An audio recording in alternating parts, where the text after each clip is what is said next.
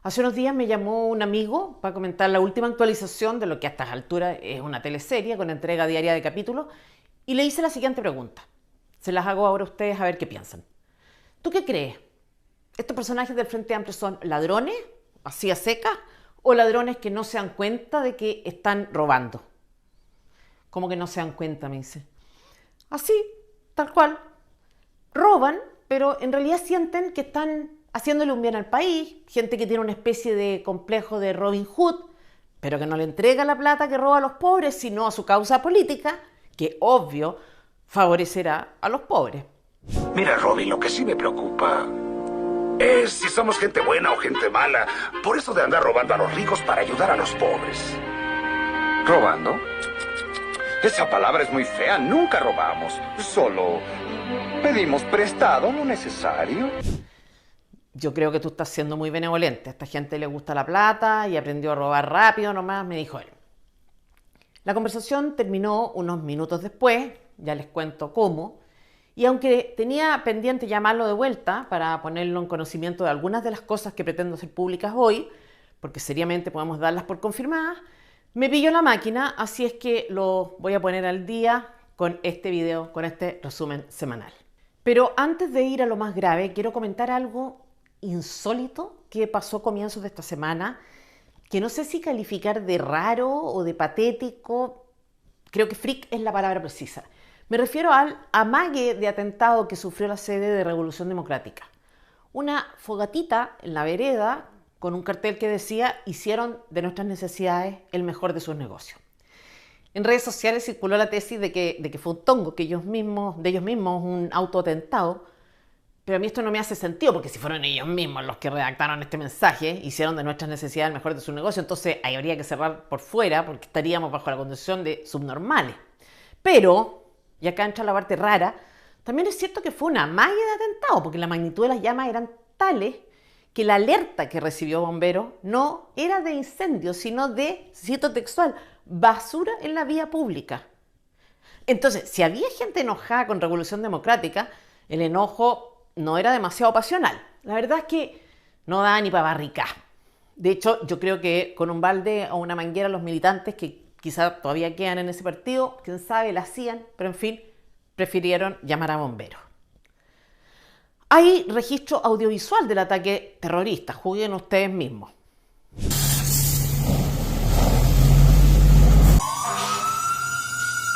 Toca la sirena, Nino, Nino, somos bomberos, nuestro trabajo es el fuego apagar. Este episodio no meritaría demasiada atención si no fuera por lo que pasó después. ¿Ustedes vieron la reacción de Gonzalo Vinter de Convergencia Social del partido del presidente a raíz del ataque? ¿Se dieron cuenta del tenor de sus declaraciones? Voy a leer. Hoy la sede de Revolución Democrática fue atacada. Este tipo de actos en democracia se deben condenar con toda la energía. Uno se imaginaría, no sé, que se produjo algo análogo a la toma de la Bastilla.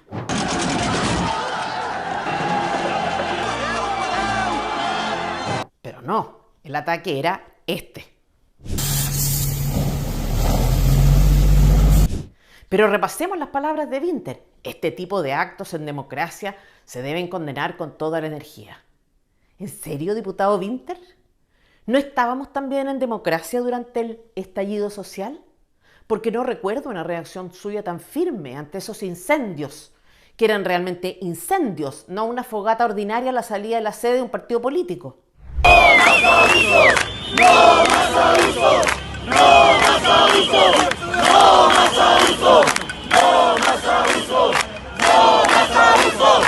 ¡No más! Fíjese que en esos meses y a raíz de esos incendios intencionalmente provocados, murieron 14 chilenos, 14 familias. Pero Daniel Núñez, el senador comunista, tampoco quiso restarse de la condena transversal al atentado que se produjo, como decía, en la vereda aledaña a la sede de RD. Lo cito: repudio total por el atentado incendiario en contra de la sede de Revolución Democrática. Nada justifica este ataque. La vida democrática es un bien que tenemos que cuidar entre todos. No hay espacio para acciones que solo buscan el amedrentamiento e imponerse mediante la violencia. De nuevo, todo este bombo semántico para esto? La vida democrática es un bien que tenemos que cuidar entre todos. No hay espacio para acciones que solo buscan el amedrentamiento e imponerse mediante la violencia. ¿Cómo se hace? ¿Qué toma usted para el descaro, senador? ¿Hay en el PC algún tipo de entrenamiento para la desfachatez? ¿Juegan póker muy seguido ustedes o qué? Esto que dice usted, que no hay espacio para acciones que solo buscan el amedrentamiento, imponerse mediante la violencia, no valía para lo que ocurrió entre la noche del 18 y el 19 de octubre de 2019, en que fueron quemadas 25 estaciones de metro. ¿Recuerda que por esos meses 208 individuos fueron formalizados y 68 condenados por delitos de incendio y porte de artefactos incendiarios? ¿Recuerda que 82 carabineros sufrieron quemaduras que afectaron a 2 mujeres también en sus rostros? ¿Qué les pasa a ustedes? ¿Te pegaron en la cabeza? Nada, pues.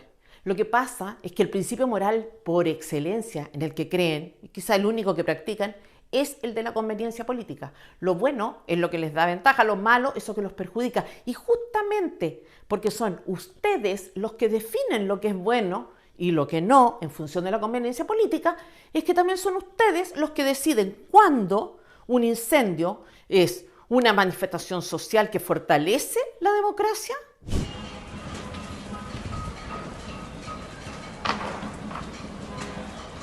y cuándo es un ataque que la pone en riesgo. Por eso vuelvo a la pregunta que le hice a mi amigo. ¿Esta gente se da cuenta de lo que hace? ¿Entienden que llamar protesta social al uso de la violencia en nombre de la política es validar la violencia? ¿Entienden que eso afectó gravemente la vida de millones de personas? ¿Son conscientes de su responsabilidad en estos hechos? Mi amigo piensa que sí y que simplemente no les importa. Yo tengo una opinión distinta. Yo creo que ellos piensan que actúan correctamente y que ahí está la clave para entender cómo opera esta gente. Creen que todos los costos que puedan sufrir las personas, nunca son ellos, obviamente, se justifican. Se tienen que entender como daños colaterales del camino que les permite alcanzar el paraíso en que creen y prometen. Yo lamento la pérdida material y las cositas que perdió el locatario, sin duda. ¿Se acuerdan de lo que decía Fabiola Campillay sobre los incendios? Salgamos a las calles y destruyamos todo y quememos todo. De la chica del momento, Catalina Pérez, y su justificación de los incendios, poco menos que como reacción épica ante la injusticia. ¿Cómo quieren que no lo quememos todo? Es la frase entonces de la polémica de Catalina Pérez. Dicho sea de paso, estos razonamientos de Fabiola Campillay y Catalina Pérez son rarísimos. Oye, esto es injusto, la injusticia me molesta ya, entonces vamos a quemarlo todo. Es cierto que con los incendios estos personajes dejaron meridianamente claro que estaban molestos. Lo que no veo con tanta nitidez es la relación entre quemar las cosas y hacer justicia. Es un poco impráctico, además, quemar supermercados, farmacias, medios de transporte, bueno, salvo que no sean los que uno usa. Quizá por eso la clase política fue tan débil cuando esto ocurrió. No iba a ser su estilo de vida el que se vería afectado.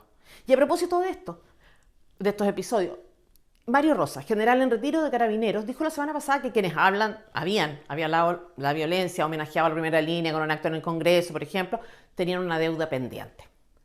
¿Y quién salió a cuestionarlo por estas declaraciones que obviamente comparte la mayoría de los chilenos? Uno de ellos, el top one de las últimas semanas en materia de declaraciones desafortunadas, Gonzalo Winter. El presidente tiene esa virtud de poder marcar una orientación moral, un liderazgo, digamos, espiritual.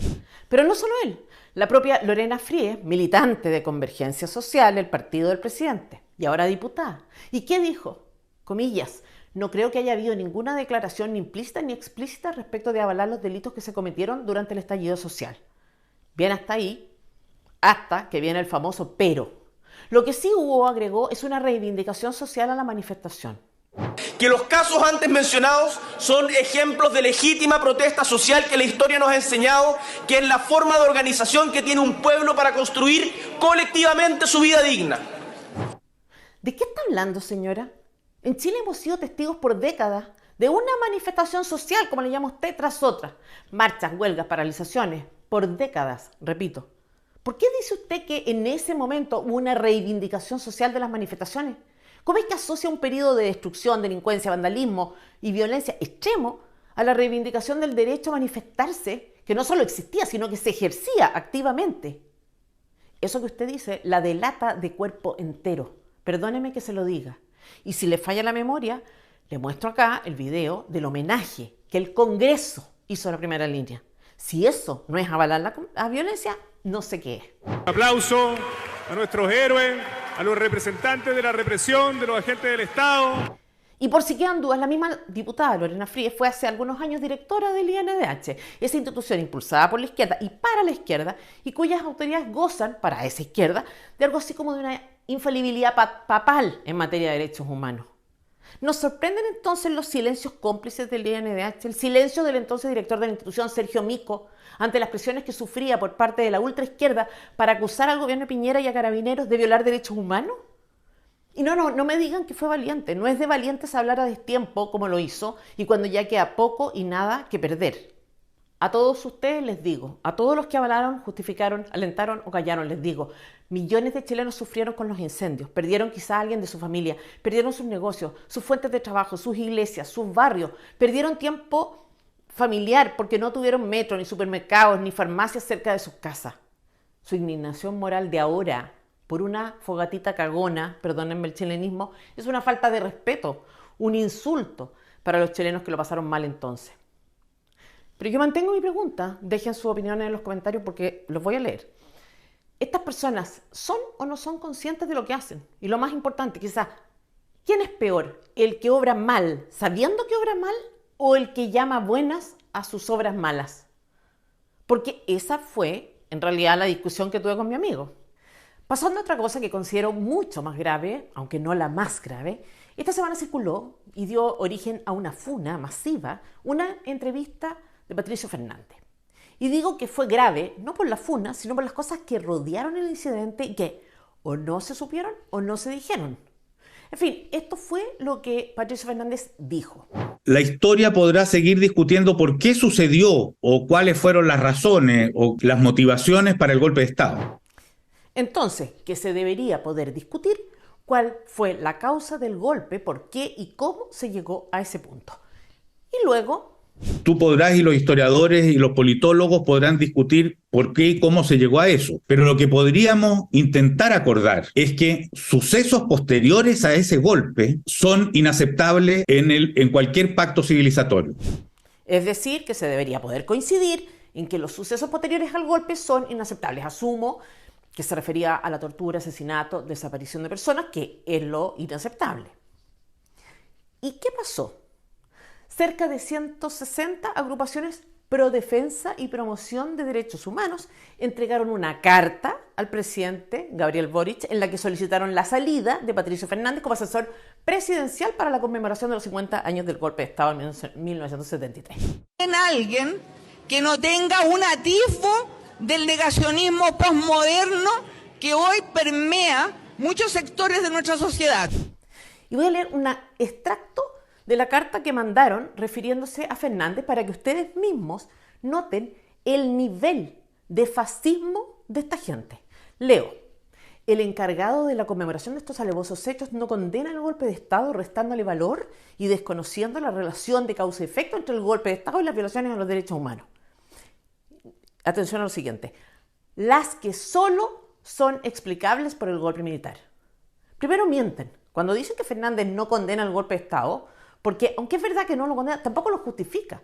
Simplemente señala, en el tono demócrata cristiano que lo caracteriza desde que se convirtió, que se pueden buscar causas. ¿Cuál es el problema? ¿Acaso hay algún hecho histórico que no las tenga? Porque eso fue lo que dijo Fernández, nada más. Y ya que vamos a hablar de causas, aprovecho de referirme a algunos hechos, no opiniones, que quizá les sirvan a estas organizaciones de ultraizquierda para el ejercicio de su memoria. En el gobierno de ultraizquierda de Salvador Allende hubo infracciones a la Constitución y a las leyes. Hubo violencia extrema, exacerbación del odio social, amenazas y tomas por parte de la ultraizquierda. Hubo expropiaciones, asesinatos. Hubo financiamiento extranjero de gobiernos comunistas a grupos terroristas, también de ultraizquierda. Esos son los hechos que no tiene sentido recordar o conectar con el golpe. o cuya consideración representa, no se sabe bajo qué lógica, una justificación de hechos posteriores? ¿Quién dice lo que se puede discutir y lo que no? ¿El Partido Comunista? ¿Quién decide? ¿La Comisión contra la Desinformación que Camila Vallejo ha impulsado recién por decreto presidencial? ¿Son ustedes los buitres de los derechos humanos, los ungidos para otorgar o denegar permisos para hacer relaciones causales? Como expresamente lo dicen en su carta. Además, cuando acusan a Fernández de, comillas, desconocer la relación de causa y efecto entre el golpe de Estado y las violaciones a los derechos humanos, las que, atención acá, solo son explicables por el golpe militar. Vivimos, señores, en un país libre. De hecho, como decíamos la semana pasada, Camila Vallejo ha elogiado la democracia cubana y ha señalado que debería ser un ejemplo para Chile. Fidel, que para mí, creo que para toda la juventud comunista en Chile, es uno de los liderazgos más importantes en el mundo. Un gran visionario. Todo lo que diga, lo que reflexiona, lo que nos señala es muchas veces una carta de ruta. Vivimos en un país libre, donde una diputada como Carol Cariola ha asegurado que China no es una dictadura. A una discusión. Por supuesto que no te voy a dar una respuesta como esa, porque no tengo todos los elementos para poder dar una discusión como esa. Pero no decir que China es una dictadura. Que no. Vivimos en un país libre donde la ministra, vocera de gobierno, y la diputada en cuestión dicen cosas como esta, que en la práctica significan la trivialización de la muerte y el dolor de las millones de personas que han sufrido las dictaduras cubana y china por más de 70 años. Pero eso significa, entre otras cosas, vivir en un país libre, que señoritas burguesas de labios rojos y ropa cara, como Vallejo y Cariola, puedan decir aberraciones como esta, no solo en privado, sino en medios de comunicación masivos, sostenerlas a lo largo del tiempo y en el colmo de los colmos, militar, en la secta religiosa de resentidos sociales que es el Partido Comunista. El respeto a la libertad comprende el respeto a que la gente se equivoque, cometa errores o derechamente sea idiota. Y precisamente porque está garantizado el derecho a la idiotez, es que también hay libertad en Chile para militar en el Partido Comunista. En fin, lo de Patricio Fernández fue en realidad la constatación de una obviedad. Podemos tratar de entender un hecho histórico y las causas que lo explican. Eso, nada más. Por eso, a esas 160 organizaciones yo les digo más. Cuando Pinochet hizo entrega libre del poder, la mitad de los chilenos lo apoyaba. Deberían preguntarse por qué. Quizá por los traumas que la ultraizquierda de la UP dejó en Chile. También es bueno que esa ultraizquierda recuerde que el golpe propiamente tal no lo apoyó solo la derecha o la mitad de los chilenos, lo apoyó una mayoría absoluta de personas e instituciones. Todas las Fuerzas Armadas, el Congreso con sus diputados y senadores, el Poder Judicial, ciudadanos, hombres y mujeres, tanto de derecha como de izquierda. El problema es que la memoria selectiva, la mala memoria, es fundamental para lo que hoy es en realidad un negocio. Y no puedo dejar de leer el extracto de una columna genial de Rafael Gumucio en relación a este episodio y a estos grupitos. Comillas, la palabra memoria en boca de quienes viven de ella, profitan, quiso decir, me aleja instintivamente de ella. La beatería teatral, la falta de humor, de ambigüedad, de complejidad, es para mí una señal de que el que dice haber vivido la dictadura no la vivió o al menos no la entendió, porque si algo enseñaron esos años es justamente la complejidad, y si algo nos permitió sobrevivir fue el humor.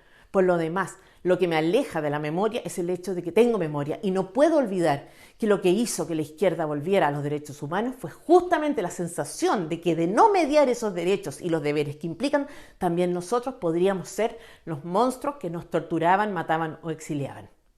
¿Qué les dice Gumucio a estos supuestos defensores de los derechos humanos? En el fondo, que son impostores. Fíjense, la beatería teatral, la falta de humor, de ambigüedad, de complejidad, es para mí una señal de que el que dice haber vivido la dictadura no la vivió, o al menos no la entendió. Beatería teatral, falta de humor, de ambigüedad, de complejidad. ¿Saben lo que pensé? Y conste que esto lo dice Rafael Gumucio, el mismo que cuenta en la columna que su nombre, el de mi madre y el de mi hermano Ignacio, estuvieron alguna vez en las paredes del Museo de la Memoria. Éramos parte de una lista, a los 14 yo y 12 mi hermano, de chilenos que no podían volver a Chile. Impostores. Esos son los que se dedican hoy a validar lo que se supone ellos sufrieron. Impostores que, como dice Gumucio, se dedican hoy a la justificación de la violencia política como vía legítima para derrocar a un gobierno democráticamente elegido. Impostores que dicen ser lo que no son y hacen lo mismo que supuestamente condenan. ¿Usted cree que hay más de 3.000 falsos exonerados? Por supuesto que sí. ¿Cuántos cree usted? 100.000. Ya lo dijimos. Perdón, ya. 100.000. ¿El total son? Son 160.000. ¿Y 100.000 son falsos? 100.000 son falsos. Pero lo peor fue lo que pasó después. Lo peor fue en realidad lo que hizo el propio Patricio Fernández. Renunciar, eludir el deber moral de defender ese bien que es de la esencia de una democracia, la libertad de expresión y consecuentemente de la de pensamiento. Tolerar pasivamente una censura con la consecuente privatización de los derechos humanos por parte de un grupo de interés. Validar lo inaceptable, colaborar acá, renunciar. Fue un acto de cobardía, una concesión inaceptable del propio Fernández, que por años hizo, además de la provocación, su identidad. Y se equivoca en su carta de renuncia cuando dice que su persona se ha vuelto un escollo para el buen desarrollo de esta conmemoración. No es su persona el problema. El problema es que el negocio de los derechos humanos se pone en riesgo cuando alguien invita a pensar. La verdad oficial e incuestionable, el dogma, ese es el fundamento del negocio. Algunas fuentes confirmaron que efectivamente el presidente tuvo oposición cuando decidió comisionar a Patricio Fernández para esta conmemoración. Pero esta animadversión en su contra no es en realidad una animadversión personal, es de clase. Patricio Fernández puede vivir en una población, tocar la trutuca, declararse trans, puede hablar de completo, decir provecho, pero lo de Fernández Chadwick no tiene remedio. Es tan incurable como el resentimiento de sus detractores. ¿Quiénes definen lo que se puede pensar, discutir o decir? Ellos. ¿Quienes declaran oficiar una verdad? Ellos. ¿Con qué criterio? Con el mismo de siempre, el de la conveniencia política, que en este caso va asociada también a altas sumas de dinero. Ellos deciden. Ellos son la vara que distingue el incendio que profundiza la democracia del que la pone en riesgo. La interpretación correcta de la historia de la que ni siquiera se puede esbozar. Ellos son los que miden y ellos son también la medida. Y lo que le trataba de transmitir a mi amigo era precisamente que esta pretensión de ser ellos los que establecen la línea divisoria entre el bien y el mal no da cuenta de un estado de inocencia suya, sino que al contrario, son señales de un narcisismo y una megalomanía peligrosísima. Una persona que actúa mal, sabiendo que está mal lo que hace, está más cerca de ser buena o menos lejos de aquella que se siente en posición de definir por sí misma lo que es bueno y lo que no. Y por eso cuando digo que no se dan cuenta de lo que hacen, no estoy siendo benevolente. Pero volviendo al tema de la censura, también el gobierno es cómplice.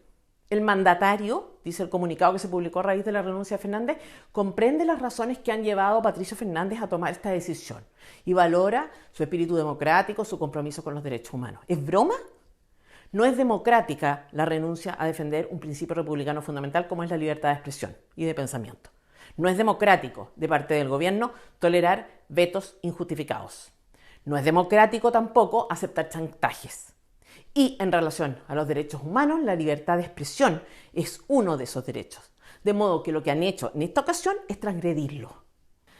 Sería interesante saber, ahora que el periodismo ha dado constante evidencia en relación a cosas que denunciamos por años, si no hay también cuantiosas sumas de dinero que se transfieren en nombre de los derechos humanos a personas que son, a fin de cuentas, activistas políticos o meros oportunistas. Y no precisamente víctimas.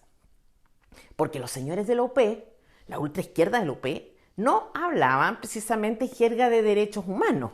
Hablaban de lucha armada, de lucha de clase, de expropiar, de matar, de violar. ¿Se acuerdan? El momio al paredón y la momia al colchón. Utilizaremos la violencia revolucionaria. ¡Es la hora de luchar! ¡Basta ya de conciliar! ¿Renunció Patricio Fernández? Sí. Pero algo mucho más importante que su cargo, a un principio fundante de la democracia. ¿Renunció el gobierno? Sí. Se dio, en definitiva, al chantaje de grupos de interés. ¿Presentó su renuncia libremente o se la pidieron? Las declaraciones de la arpía de Palacio dejan dudas. El llamado obviamente es a reflexionar, pero reflexionar en pos de proteger y fortalecer nuestra democracia. ¿Se equivocó Patricio Fernández? ¿Ese llamado también es para él? también fue un llamado hacia... Hollywood te va a dar todo lo que le pidas. Ya es tarde, empiezan a rodar la semana que viene. A ese Walsh le haré una oferta que no rechazará. ¿Estos serán los eufemismos que usará la Comisión contra la Desinformación? ¿Esta es la forma de censura en que creen, esa que se manifiesta en invitaciones a reflexionar, que acaban en renuncia? ¿O echarán mano, como lo hizo Aysén Echeverry, a la idea de que, cito, este es un consejo académico que busca sintetizar el conocimiento respecto de la desinformación? Este es un consejo esencialmente académico que lo que busca es sintetizar el estado del arte en conocimiento que tenemos en Chile respecto de desinformación. ¿Quién va a pescar a la Comisión de Desinformación? Me decía mi amigo. Nadie, esa cuestión va a morir ahí. ¿Qué crees tú? ¿Que la próxima semana te van a bloquear tus redes sociales? En fin. Y yo le dije, no va a pasar mucho, salvo que el Partido Comunista llegue al poder. Y este es un paso. En la convención lo vimos. Ni siquiera recuerdo la cantidad de veces que el Comité de Ética me sancionó con multas por haber dicho tal o cual cosa. ¿Alguien mínimamente realista puede pensar que el Partido Comunista actuaría de una manera distinta si tuviera el poder total? Gumucio hace en su columna una reflexión genial. Y terminando esto, paso a lo más grave de la semana. Abro comillas. Lo que nos separaba de esos verdugos no era una superioridad moral o física o racial de ningún tipo, sino la conciencia de que el poder ejercido sin control termina siempre en crimen. Saber que podíamos ser Manuel Contreras fue lo que nos llevó a buscar leyes que nos evitaran poder serlo, aunque quisiéramos. Siento que esto es lo que han olvidado los dueños de los derechos humanos. El nunca más no se aplica solo al otro que cometió los crímenes, sino a nosotros mismos, que podríamos, si nos dejamos, ser también esos criminales. Y la verdad es que para eso sirve la memoria de verdad, no la memoria selectiva. No para mostrarnos qué tan malos pueden ser otros, sino el camino que nosotros podríamos transitar para hacer lo mismo que hicieron esos otros que calificamos de malos. ¿Qué sentido tendría la memoria de lo contrario? Si es cierto lo que cree esta gente, que el mundo se divide entre personas buenas, incapaces de maldad, y psicópatas, ¿para qué molestarnos en recordar? Porque los buenos no necesitarían lecciones y a los malos las lecciones no les interesan. Hay, sin embargo, dos grupos de personas que no son capaces de ver la complejidad del alma humana, que no reconocen en sí mismos ambivalencia alguna. Todo es blanco o negro. Y estos dos grupos son el de los fanáticos y el de los idiotas. ¿A cuál pertenecerá el grupo que nos gobierna? ¿Se imaginan que haya en ellos una combinación de los dos? En fin, llegamos ahora de nuevo al escándalo de las fundaciones. Yo creo que a estas alturas podemos decir sin ningún temor a equivocarnos que estamos en presencia de un esquema. Lo digo responsablemente después de que en FNM hiciéramos un análisis de todos los casos y cruzáramos muchos datos. No quiero entrar en tecnicismo, pero fíjense ustedes, porque estos fueron algunos de los parámetros que consideramos. La fórmula que ha usado el gobierno de Boric se replica en distintos lugares del país. Hasta ahora, Antofagasta, Los Lagos, Atacama, Arica y Parinacota, Biobío, Maule, Copiapó, La Serena, Coronel, Valparaíso y obviamente la región metropolitana. Básicamente no es un problema local. Luego, los que hacen los traspasos de plata son en su mayoría Ceremis y Gores. ¿Hay alguna probabilidad de que a lo largo de todo Chile a muchos Ceremis y Gores se les haya ocurrido usar exactamente el mismo mecanismo para pasarle plata a organizaciones en las que había amigos, parientes o personas de su mismo partido y lo hayan hecho además al mismo tiempo, por casualidad? También sabemos que hay al menos 6 fundaciones que recibieron plata habiendo nexo político, partidista o personal entre el que daba la plata y el que la recibía en general. O sea, produjeron cruces a lo largo del país. Que hay al menos 4 fundaciones que recibieron fondos para realizar actividades que no tenían relación alguna con sus propios giros. Y que hay al menos 3 fundaciones que fueron beneficiadas por organismos públicos ajenos a su región. Plata para amigos, plata para hacer cosas que se supone no hacen y plata de una región para otra región. Yo creo que no hay una sola explicación plausible para explicar esto que no sea la de una concertación para robar. Debo agregar también que hay 3 casos pendientes. Uno que involucra a la ministra comunista, Janet Jara, que le da plata a un centro de estudios de la CUT. a la alcaldesa comunista Iracy Hasler, que firma un contrato, luego se retracta, con una de las fundaciones cuestionadas, y otro que afecta directamente a la presidencia y favorece a una organización del propio partido del presidente. Ahora bien, lo que a mí definitivamente me induce a pensar que esta gente se siente con derecho a robar, que no cree estar haciendo algo malo cuando roba, es el tema del tiempo. Mi amigo me decía en la conversación que les comenté que habían aprendido rápido a robar. Yo creo que no es así.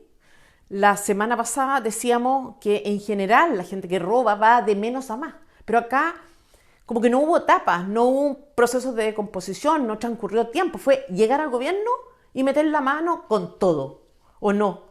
Tú fuiste presidente de la FECH. Sí. Ya. Tú, FECH del Centenario. Así es. ¿Dejó una deuda de 120 millones de pesos? Así es. ¿Por qué la dejaron? ¿Por qué?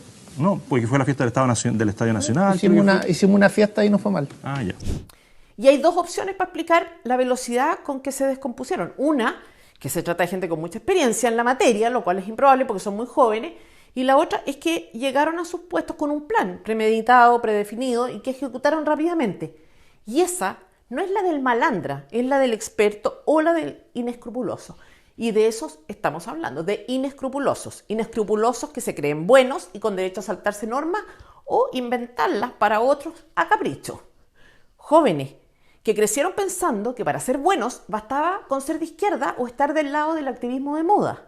Jóvenes a los que nadie les dijo que en realidad la diferencia entre las personas no depende tanto de las intenciones o los objetivos que persigan, como de los medios que están dispuestas a utilizar para alcanzarlo. No, esto es el sueldo. Líquido 6 millones, 9. Por supuesto que me da vergüenza. Esto se regala, ¿no? Yo la mitad de los recursos los dono. La mitad de los recursos los dono. Yo lo hago. Está transparentado. Y tampoco debería extrañarnos. Este es un esquema de Podemos, el hermano mayor del Frente Amplio en España. Oigan, por favor, este video. Es impresionante. Hace falta una estructura económica autónoma que vaya a permitir, pues por ejemplo, acoger a una buena parte de los cuadros militantes que hoy se están dedicando a los trabajos institucionales.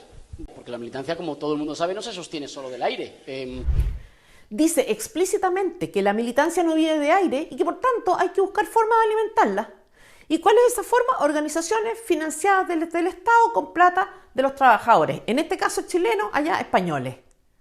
Cada vez, ministro Jackson, presidente Boric, ministra Vallejo, cada vez que ustedes se permitieron hacer algo que no estaba bien por un bien superior, cada pequeña mentira, cada farsa de las que han representado, cada injusticia e irresponsabilidad, cada una de esas decisiones son las que los hacen ser quienes son hoy.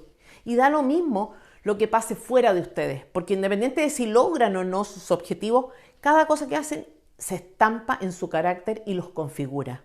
Y me temo que eso, en lo que se han convertido en nombre de no sé qué ideal, no es algo bueno. En manos de esa gente estamos, en manos de gente peligrosa. Nos vemos la próxima semana en nuestro resumen semanal. Soy Tere Maninovich, directora ejecutiva de FNM.